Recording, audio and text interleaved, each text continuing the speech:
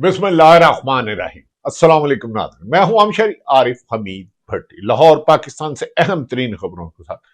नाज़रीन, जिस शख्स को पाकिस्तान की हुकूमत मौजूदा रजीम चेंज ने अमेरिकन सदर डोनाल्ड ट्रंप को नोबल इनाम के लिए नामजद किया था, उसने वेनेजुएला के प्रेसिडेंट को अगवा किया और उस पर एलिगेशन ड्रग का लगाया, और अब उन्होंने कहा कि अब हमें वेनेजुएला से कमो बेशतर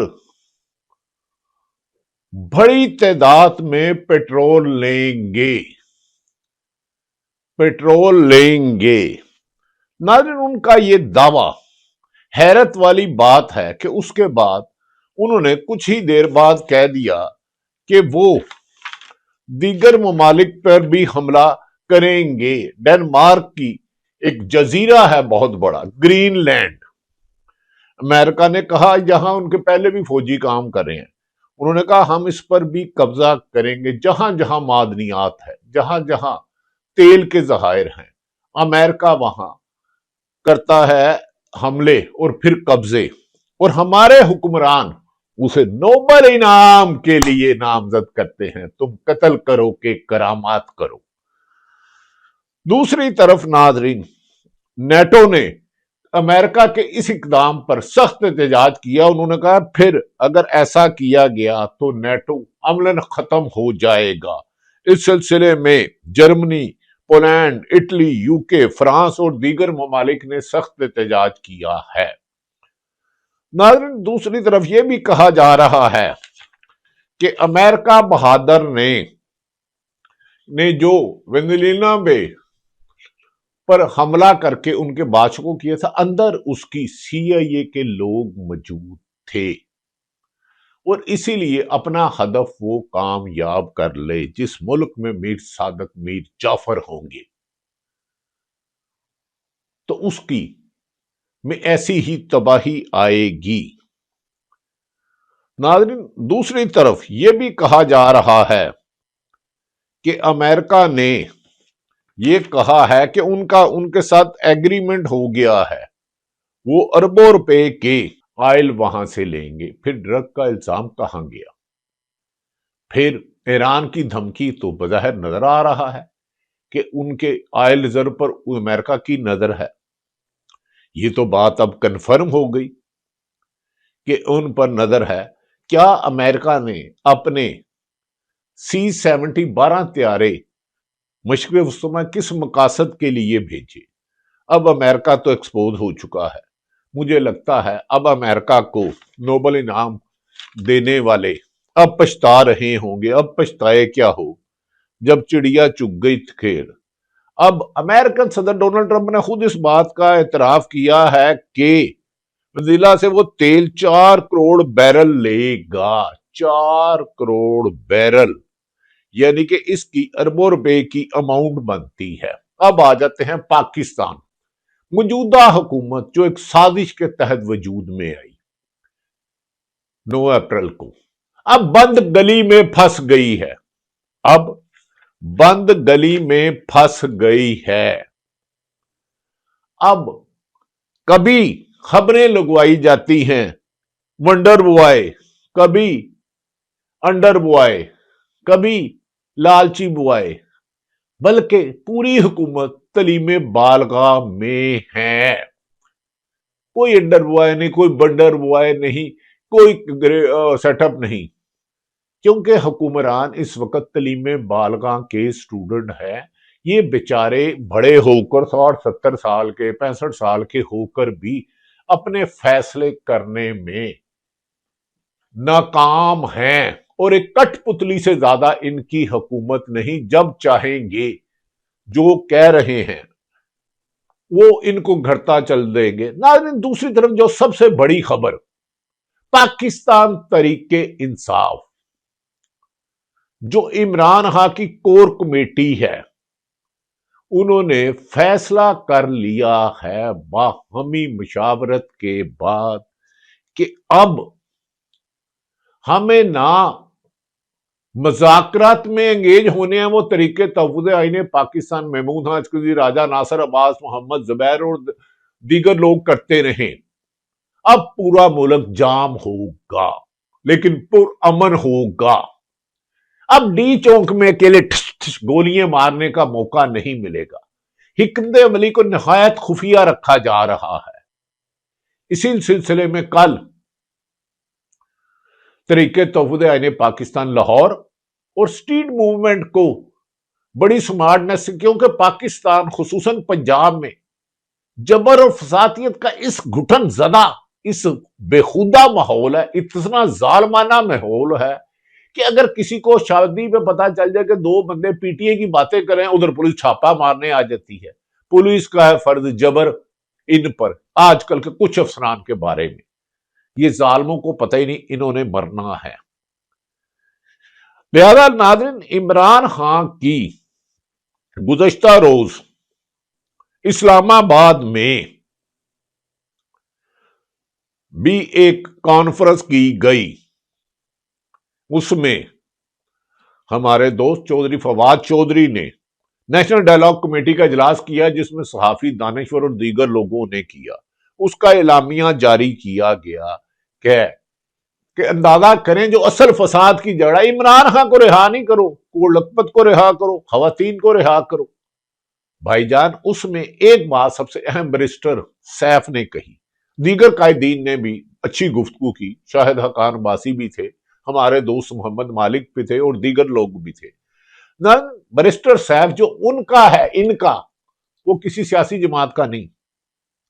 انہوں نے کہا کہ اصل خوف سیاسی قوتیں اور غیر سیاسی قوتوں کو اصل خوف ہے کہ عمران خان رہائی کے بعد کیا کرے گا۔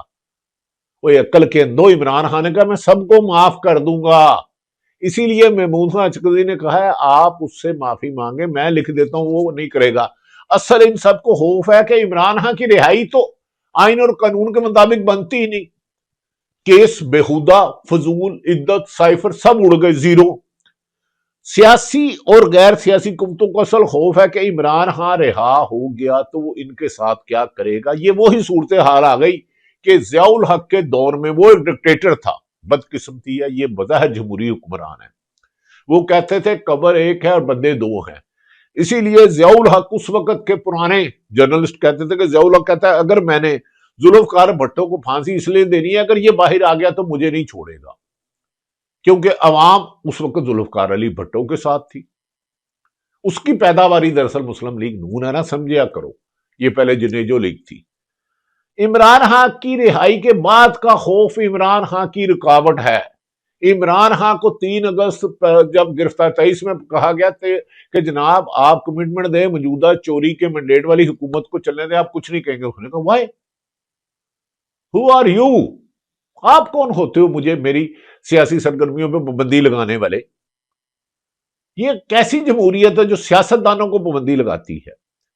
تو عمران خان کو 5-4 دفعہ زیادہ کیا گیا، امریکہ سے بندے بلائے گئے، لیکن اس نے کہا کہ سیاسی جدوجہد کرنا میرا حق ہے۔ تو ناظرین، اس ملک میں اس وقت سیاسی سرگرمیوں میں عملاً حکومت مخالف یعنی کہ تحریک انصاف اور دیگر جماعتوں پر پابندی ہے، اور ایسے میں جمہوریت کا دعویٰ کرنے والوں کو شرم سے ڈوب مر جانا چاہیے کہ ملک میں 80% عوام جس جماعت کے ساتھ ہو، اوورسیئر پاکستانی میرے بھائی جو امریکہ میں رہتے ہیں، برطانیہ میں رہتے ہیں، یورپ میں رہتے ہیں، سعودی عرب میں، دبئی میں، جہاں جہاں رہتے ہیں، عمران خان کے فالوور ہیں 95%۔ اس جماعت کو پابندی لگا کر آپ جمہوریت کے دعوے کرتے ہوئے چلو بھر پانی دیکھو، میں یہ نہیں کہہ رہا اس کو پی لو بچو۔ اب یہ ہے کہ عمران خان رہائی کے بعد ہمیں کیا کرے گا؟ اب تحریک انصاف نے کہا ہے کہ انہیں یقین ہو گیا ہے D G I S P R کی پریس کانفرنس کے بعد کہ مذاکرات کے لیے کبھی کہہ رہے ہیں اسپیکر کو اجازت دے دی گئی، کبھی خبریں فیڈ کرا رہے ہیں کہ عمران خان اور بشرا بی بی کی ملاقات ہوئی۔ اور مامے ہو، اگر ملاقات ہوئی تو صبح علیمہ خان کو، سلمان اکرم راجہ کو، اس کی بہنوں کو ملا دیں تو سارے مسئلے حل ہو جائیں گے۔ آہستہ آہستہ الیکشن تو آپ نے کروانا ہی کروانا ہے، اس کے علاوہ کوئی آپشن نہیں ہے، کیونکہ حکومت بند گلی میں پھنس چکی ہے۔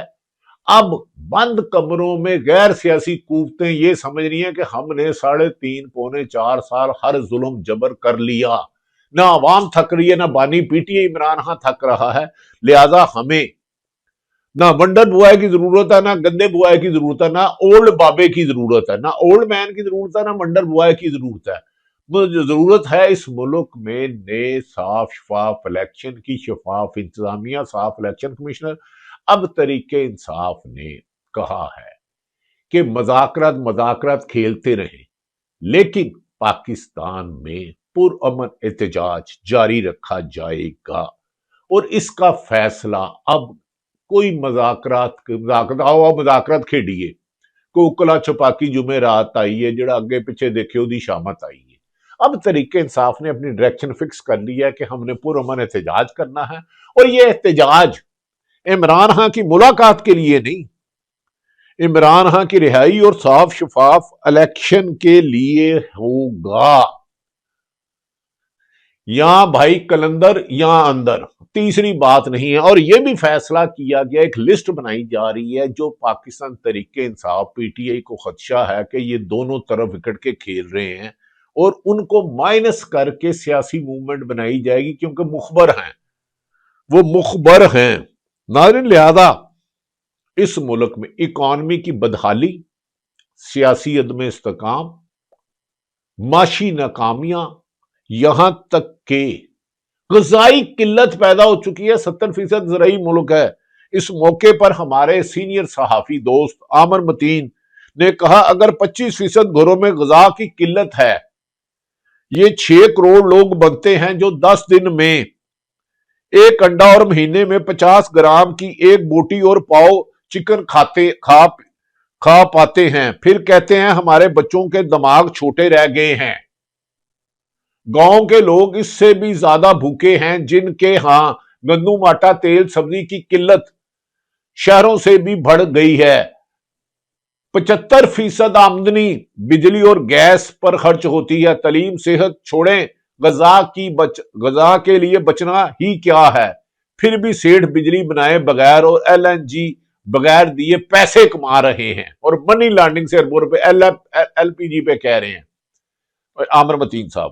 سیٹھ کمائے بار لاتے ہیں کیونکہ ان کے اپنی حکومت ہے، شوگر مل بھی ان کی مافیا، منی لانڈرنگ میں ایل پی جی بھی ان کے، اور آئی پی پی بھی ان کے۔ ووٹ ملے نہ ملے، اختیار ان کا ہے رہے گا، نہ ان کا رہے گا نہیں ہے نہیں، کر لو جو کرنا ہے۔ یاد رہے کہ یہ حکومت اعداد و شمار میں، کیونکہ سب کی ماتا پتا تباہ کر چکے ہیں۔ اب کہہ رہے ہیں وزیر خزانہ کو، پہلے ہاتھ جوڑ کے اہم طاقتور حلقوں نے موجودہ وزیر خزانہ اورنگزیب کو بلایا کہ آپ ورلڈ بینک کے پریزیڈنٹ آپ کی بڑی عزت کرتے ہیں، آپ امریکن بینک میں رہے ہیں، انہوں نے انہیں آ کے ریسکیو کیا۔ اب دوبارہ اسحاق ڈار کو میدان میں لا رہے ہیں جو تباہی کی ذمہ دار ہے۔ وہ جو بندہ بھائی 1988 میں اقتدار کا بھوکا تھا، 1985 میں وزیر اعلیٰ بنا، اور 1985 کے بعد 2026 میں بھی کہہ رہا ہے مجھے وزیر اعظم بناؤ، اس کو کتنی دفعہ دماؤ گے؟ کھوٹے سٹے کھوٹے ہوتے نے، کھوٹے سکے نہیں چل دے، پھٹیا دودھ نہیں پیندا بھاویں اللہ دا نور ہوئے۔ تو لہذا اب تحریک انصاف نے عمران خان کی رہائی کے لیے حتمی فیصلہ کر دیا ہے۔ اب حکمران پریشان ہے کہ کہیں ہمیں ادھی چھٹی والی ماسٹر آیا نہ کہتے چلو بچوں چلو، آپ صوبوں کی بھی مخالفت کر رہے ہو، آپ این ایف سی ایوارڈ کی بھی مخالفت کر رہے ہو، آپ کی ضرورت نہیں ہے، آپ کی وجہ سے میری کلاس بدنام ہو رہی ہے، آپ کا میں اٹینڈنس دیکھ رہا ہوں وہ زیرو، آپ کے ٹیسٹ جو لیتا ہوں وہ زیرو۔ لہذا آپ نے اس ملک کو بدنامی رسوائی کے سوا کچھ نہیں دیا، اور آج بھی اڈیالہ جیل میں بند قیدی 804 عمران خان کا بیانیہ گونج رہا ہے، اور اوورسیئرز پاکستانی کی ریمیڈیز کی وجہ سے یہ چل رہا ہے۔ لہذا کھوٹے سکے سے میری اطلاع ہے کہ انہیں فارغ کرنے کا فیصلہ کر لیا ہے۔ میں نے کہا کہ گزشتہ روز جو سیاسی نیشنل ڈائیلاگ کمیٹی ہوئی، اس میں انہوں نے کہا کہ عمران خان کی رہائی سے ڈرتے ہیں، اور یہی اطلاع ہے کہ اب بند کمروں میں فیصلہ ہو رہا ہے کہ یہ حکمران رہے تو ہم نہیں رہیں گے۔ قوم کے باپ قائد اعظم نے دو ٹوک وصیت میں کہا تھا کہ پالیسی بنانا فوج کا نہیں بلکہ سویلینز کا کام ہے، اور فوج کا کام صرف ملک کا دفاع کرنا، یہی حقیقت ہے۔ اور فوج دفاع کرتی ہے، جو آ کے اپنے حلف کی خلاف ورزی کرتی ہے، میڈیا کو کنٹرول کرنے کی کوشش کرتی ہے، سیاست کو کنٹرول کرنے کی کوشش کرتی ہے، عدلیہ کو کنٹرول کرنے کی کوشش سول سوسائٹی کو کرتی ہے، وہ انہیں اپنی اصلاح کرنی ہوگی۔ شاہ زیب جیو کے پروگرام میں شاہ زیب خانزادہ صاحب نے ایک کلپ چلایا، وہ جو گفتگو کی یہ سن ہی لیں، میں اسی بولاں گے تو پھر تانوں تے ٹھڈ پیڑ ہوندی ہے میرے بولن نال، 4 دفعہ تے کراتا سی یہ ظالم۔ اب سنیں شاہ زیب خانزادہ جیو کے پروگرام میں کیا کہتے ہیں۔ 1947 میں قائد اعظم محمد علی جناح تھے، جب فوج کے جونیئر افسر نے اپنے تحفظات کا اظہار کیا کہ فوج کے اعلیٰ عہدوں پر غیر ملکی تعینات ہیں، ان غیر ملکی افسران کے بجائے ہمیں موقع دیا جائے اور مقامی افسران کو اعلیٰ عہدوں پر فائز کیا جائے، تو اس پر قائد اعظم نے غصے میں جواب دیا کہ مت بھولیں فوج عوام کی ملازم ہے، ملکی پالیسی آپ نہیں ہم سویلینز بناتے ہیں، ہم چیزیں طے کرتے ہیں اور آپ کا کام ان پر عمل درآمد کرنا ہے۔ پاکستانی فوج عوام کی فوج ہے، فوج اتنا ایگزیکٹو کا حصہ نہیں جتنا عوام کا حصہ ہے، پاکستانی فوج بیرونی خطروں کا واحد دفاع ہے، اسے سیاسی کیوں بنائیں، پالیسی سویلینز بنائیں گے، فوج عمل کرے گی۔ آج سے 76 سال پہلے قائد اعظم نے وعدے کر دیا تھا، مگر پھر کیا ہوا؟ قائد اعظم کی ان باتوں پر کسی نے عمل نہیں کیا، ملک میں 4 مارشل لا آئے، جمہوری حکومتوں کے تختے الٹے گئے اور مارشل لا کے ذریعے اس ملک میں جمہوری حکمرانوں سے زیادہ عامروں نے حکمرانی کی، اور 76 سال سے ملک میں سول اور عسکری قیادت میں تعلقات ابھی تک معمول پر نہیں آ سکے ہیں، اور آج بھی جمہوریت اور جمہوری حکومتوں کی بے بسی کی بات ہوتی ہے۔ آج 76 سال بعد ایک بار پھر سے قائد اعظم کی باتوں کو صرف یاد کرنے کی ضرورت نہیں بلکہ اس پر عمل کرنے کی ضرورت ہے۔ ناظرین اصل بات ہے کہ قائد اعظم کی باتیں یاد نہ کریں۔ آپ تو کہتے ہیں قائد اعظم ملک کا باپ ہے، تو باپ کے لیے تو اولاد سب سانجھی ہوتی ہے، باپ یہ تو نہیں ہوتا 2 نکمے بیٹوں کو حرام کا پیسہ کمانے دے، اربوں روپے کی کرپشن ہو، انہیں نماز اقتدار دے دے، اور جو محنتی بچے ہوں جو ملک سے پیار کرتے ہوں، جن کی پراپرٹی بیرون ملک نہ، اور انہیں ٹھڈے مارے جیلوں میں ڈال دے، انہیں بے روزگار کرے، ان کے خلاف انتقامیہ کارروائی کرے۔ لہذا تحریک انصاف نے ایک فیصلہ کیا ہے کہ اب صرف اور صرف موومنٹ ہوگی، اور عمران خان کی رہائی کے بارے میں اہم سیاسی طاقتیں بند کمروں میں غور و فکر شروع کر چکا، لیکن اس کے لیے شرط یہ ہے کہ اوورسیئرز پاکستانی اس میں پلر کردار کرے، سفارتکاروں کو سفارتی اداب میں رہ کے ملکی مفاد میں کریں کہ پاکستان میں فنڈامنٹل کی رائٹ کی وائلیشن ہو رہی ہے، پاکستان میں انسانی حقوق کی خلاف ورزی ہو رہی ہے، پاکستان میں یہ نشاندہی کرے، اور پاکستانی عوام اپنے بند کمرے اور ہیٹر چلا کے سونے کی بجائے اپنے حقوق جو آئین اور قانون دیتا اس کے لیے نکلے۔ شاید پاکستان کی 27ویں آئینی ترمیم عدلیہ کی آزادی پر ایک سنگین حملہ ہے۔ ایمنسٹی انٹرنیشنل رپورٹ نے کہا پاکستان کی 27ویں آئینی ترمیم عدلیہ پر حملہ ہے، صحافت اپاہج، عدلیہ اپاہج، عوام پاہج، بند کمرے والوں کے فیصلے نامنظور۔ پی ٹی آئی کا فیصلہ بہت جلد نکلے اپنی آزادی کے لیے، لیکن پرامن پاکستان زندہ باد۔